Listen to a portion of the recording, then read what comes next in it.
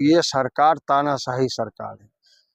आप सोचिए, जब 2013 का चुनाव था तो देश के उस टाइम के प्रधानमंत्री के कैंडिडेट और प्रेजेंट गुजरात के मुख्यमंत्री क्या कहा करते थे कि मैं पूरे देश में गुजरात मॉडल लागू करूंगा। गुजरात मॉडल क्या था? गुजरात मॉडल यही था। आपने देखा जब 2014 में सरकार बनी तो पहली मीटिंग पूरे मीडिया कर्मी, जो मीडिया के ऑनर थे, जो मीडिया प्रमुख थे, चाहे जो जितने भी सारे में टॉप नेशनल मीडिया हो, उसको बुला करके मीटिंग किया गया। मीटिंग में क्या कहा गया कि सरकार कुछ भी करे, अगर सरकार के खिलाफ अगर आपने एक शब्द भी कहा तो आप ये समझ लिए जिस तरीके से बंजारा जी आज तक जेल में है, उसी तरीके से जो भी मीडिया का ऑनर होंगे वो जेल में सड़ेंगे और वो वहीं मरेंगे। इसके डर से आज मीडिया भी खामोश। आप देखिए, इतनी लापरवाही सरकार की हो रही है, इतने लोग बेरोजगार हो रहे हैं, इतनी महंगाई चरम सीमा पे है, इतने डॉलर आसमान छू रहा है और रुपया आपका दम तोड़ रहा है, वहां पे मीडिया खामोश है। और मीडिया चाहे कल सरकार गिर जाए, डबल इंजन की सरकार चल रही है, वहां पर लग रहा है किसी बेटी को या किसी महिला को न्याय नहीं मिल पाएगा। नहीं मिल पाएगा। मैं तो कह रहा हूँ यहाँ न्याय सिर्फ 5 ही लोगों को मिलता है, अडानी, अंबानी, नीरव मोदी, मेहुल चोकसी, ललित मोदी और अनिल अंबानी।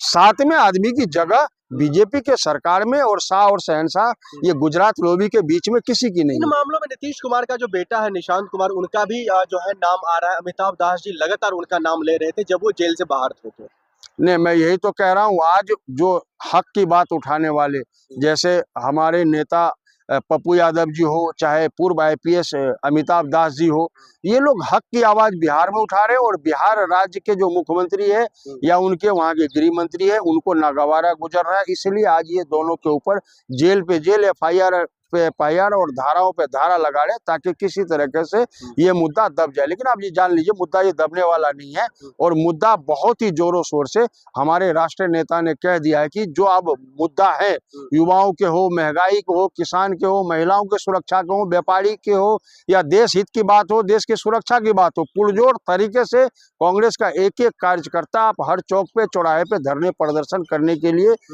जा रहे हैं और शुरुआत भी इसकी हो चुकी है। मैं आप बता दूं 10 से 15 दिन में आपको रिजल्ट आ जाएगा। लेकिन बिहार के पटना में अब एक नया नजारा देखने को मिल रहा है। सम्राट चौधरी कह रहे हैं कोई भी गुंडा हो, माफिया हो या फिर कोई भी अपने आप में बाहुबली कह रहे हो, जैसे पप्पू यादव कहते हैं, किसी को छोड़ा नहीं जाएगा, सबकी जगह जेल में होगी अगर वो जो है कोई भी किसी भी घटना में शामिल होगा। तो मैं ये कह रहा हूँ, मुजफ्फरपुर की घटना थी, आपको पता है ना क्या हुआ उसका?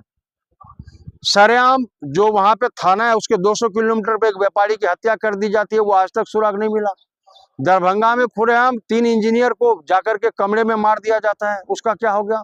भागलपुर में 3 रेपिस्ट जो भारतीय जनता पार्टी के कार्यकर्ता थे, उसका आज तक सुराग पता नहीं लगा। पटना शहर के अंदर जो दानापुर है, दानापुर स्टेशन पे 3 लोग मिलकर के 1.5 करोड़ रुपया छीनने का काम किया, वो आज तक नहीं पता लगा वो पैसे कहाँ गए, कौन लोग थे, किधर से आए थे, कहाँ चले गए। तो सवाल ये नहीं है, मुद्दे कई हैं बिहार में, आप मुद्दों को छिपा करके आप पुलिस के द्वारा पुलिस बल का प्रयोग करोगे, अब चाहोगे कि जनता रुक जाए। अरे भैया, जब ये कांग्रेस के कार्यकर्ता नहीं डरे घोड़ों से तो क्यों डरेंगे इन चोरों से? अब ये खुल करके बात आ चुकी है और मुद्दों पे अब लड़ाई होगी और देश हित में देश के साथ जो भी खिलवाड़ करने का कोशिश करेगा, चाहे प्रधानमंत्री हो, गृह मंत्री हो, चाहे बीजेपी का कोई नेता हो, उसका विरोध पुरजोर विरोध किया जाए। आखिर में ये बता दीजिए, बिहार संभल नहीं रहा नीतीश कुमार जी से, सम्राट चौधरी जी से? मैं तो पहले ही कह रहा हूँ कि बिहार नहीं संभल रहा था तो चुनाव हार रहे थे, लेकिन 10-10 हजार रुपया हर घर में बांटे गए, सीधा सीधा चुनाव मजबूत किया मुन्ना जी। अरे भैया, महिलाओं को मजबूत करने के लिए और भी कई योजनाएं होती हैं। जिस तरीके से कांग्रेस पार्टी ने एक बार लाडली योजना लाई, महिलाएं मजबूत हो रही थी। महिलाओं को रोजगार की बात करते, महिलाओं के भविष्य की बात करते, महिलाओं के शिक्षा की और सुरक्षा की बात करते तो महिलाएं ऑटोमेटिक मजबूत हो जाती। लेकिन आप सबके अकाउंट में चुनाव से 15 दिन पहले सबके अकाउंट में 10-10 हजार रुपये डाले गए, इससे महिलाएं मजबूत होगी। इससे साफ जाहिर है कि 10-10 हजार रुपये देकर के कहीं ना कहीं वोट को खरीदा गया। क्या कह रहा हूँ, ये सरकार तानाशाही सरकार है। आप सोचिए, जब 2013 का चुनाव था तो देश के उस टाइम के प्रधानमंत्री के कैंडिडेट और प्रेजेंट गुजरात के मुख्यमंत्री क्या कहा करते थे कि मैं पूरे देश में गुजरात मॉडल लागू करूंगा। गुजरात मॉडल क्या था? गुजरात मॉडल यही था।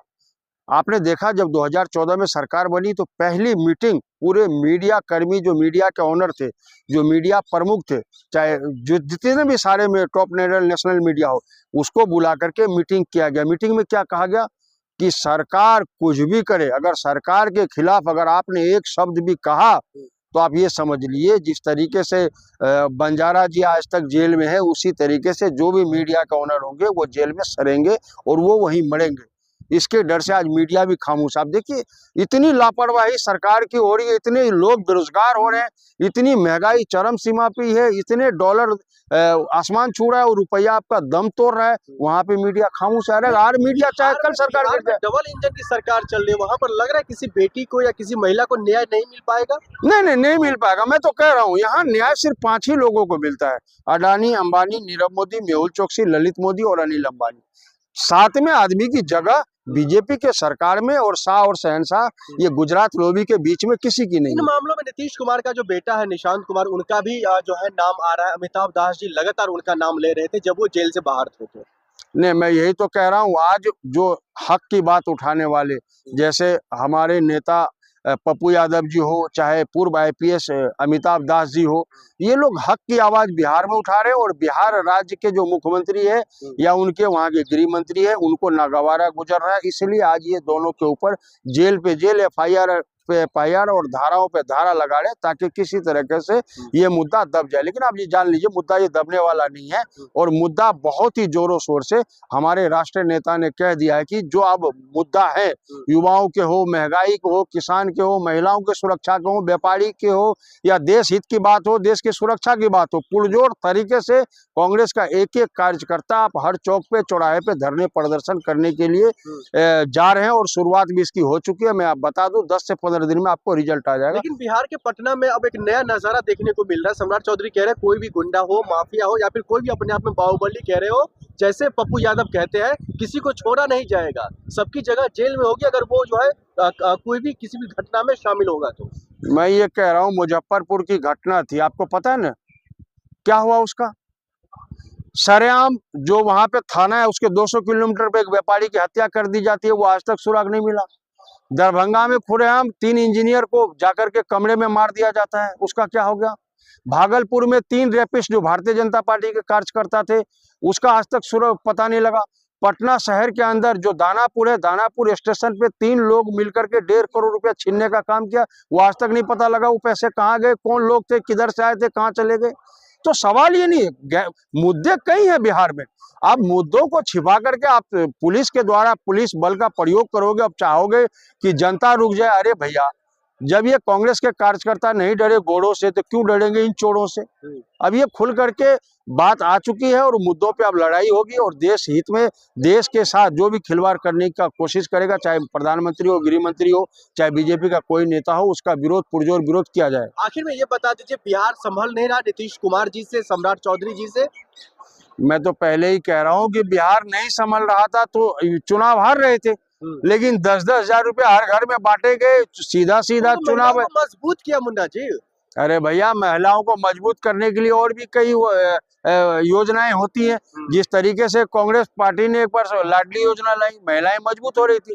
महिलाओं को रोजगार की बात करते, महिलाओं के भविष्य की बात करते, महिलाओं के शिक्षा की और सुरक्षा की बात करते तो महिलाएं ऑटोमेटिक मजबूत हो जाती। लेकिन आप सबके अकाउंट में चुनाव से 15 दिन पहले सबके अकाउंट में 10-10 हजार रुपये डाले गए, इससे महिलाएं मजबूत होगी। इससे साफ जाहिर है कि 10-10 हजार रुपये दे करके कहीं ना कहीं वोट को खरीदा गया। धन्यवाद।